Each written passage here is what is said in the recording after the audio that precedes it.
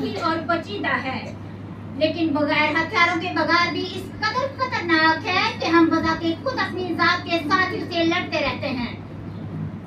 और पलूस रसूल इस जंग को रूह और जिस्म की जंग का नाम देता है।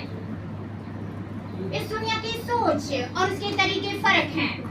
कलाम हमें सिखाता है कि हम अपनी सोच और अपने तरीकों को दुरुस्त करें।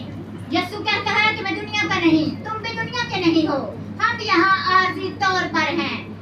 हमारा तरीका आसमान की बादशाही और खुदा के साथ है। हमने लौट कर वहाँ वापस जाना है, लेकिन खुदा के पास लौट कर वापस जाना हमारा आसान नहीं होगा, क्योंकि कलाम कहता है कि जहाँ हमारी रूह खुदा की प्यासी है, वही हमारा जिस्म जो है वो दुनिया की ख्वाहिशात का भूखा है।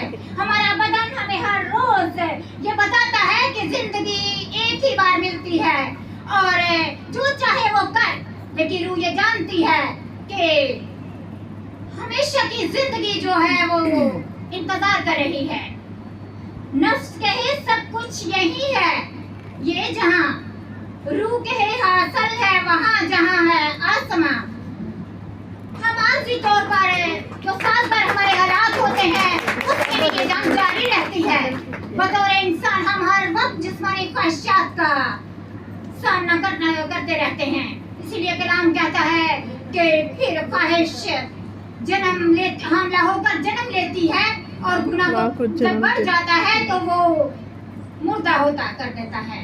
अजीजों, ये इंसानी ज़हन का काम नहीं है, ये जिस्म के काम है। जैसा कि नापाकी, बदकारी, गुस्सा, तफरके, बिदतें और ये काम इंसान को खुदा की बादशाही से बाहर कर देते हैं।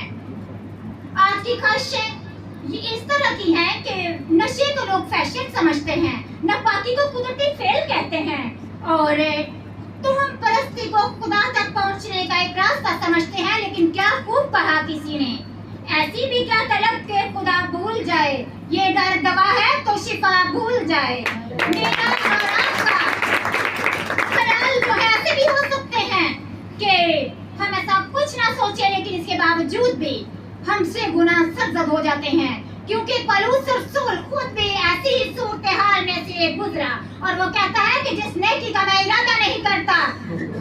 इरादा करता हूँ वो होती नहीं है, लेकिन जिस बदी का मैं इरादा नहीं करता वो मुझसे हो जाती है। जिस बात को साफ जाहिर करती है कि इरादा काफी नहीं है, बल्कि मुकम्मल तौर पर रूह के साथ चलने के लिए हमें खुदा की आवाज को बार बार सुनना है और हमें हाँ कहना है।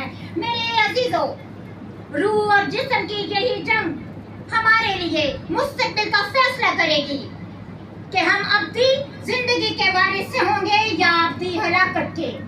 इसलिए पलूस रसूल के इस आज़मूदा मशवरे पर अमल करते हुए मैं और आप ये जाने कि खुदा हमारा मुंतजर है और रूह और जिस्म की इस जंग में यकीनी तौर पर हम रूह को